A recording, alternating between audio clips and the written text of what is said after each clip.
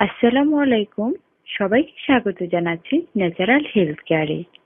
আজকে আমরা আলোচনা করব বর্ষার দিনে ভেজা জামা কাপড় ঘরে রাখবেন না, রাখলেই বিপদ। ত্বকের রোগ। ঘরে ভিজে কাপড় শুকুলে ঘরের আর্দ্রতার পরিমাণ বেড়ে যায়।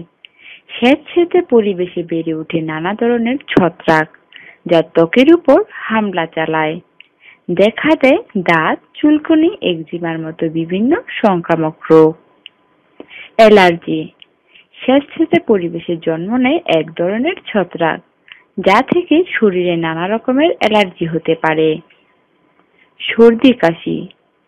আর্দ্র জেলো পরিবেশে শরীরে রোগ প্রতিরোধক ক্ষমতা কমিয়ে দেয়। ক্রনিক সর্দি কাশির শিকার হতে হয় রোগীকে। শ্বাস প্রশ্বাসের সমস্যা। স্যাঁতসেঁতে পরিবেশ থেকে জন্ম নেওয়া ব্যাকটেরিয়া হামলা চালায় শ্বাসনালীতে, দেখা দেয় শ্বাস প্রশ্বাসের সমস্যা।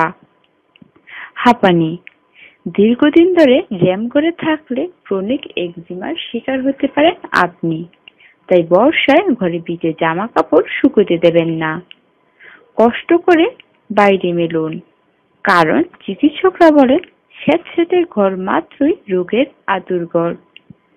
আমাদের চ্যানেলের পরবর্তী টিপস পেতে চাইলে আমাদের চ্যানেলটি প্লিজ সাবস্ক্রাইব করে রাখবেন।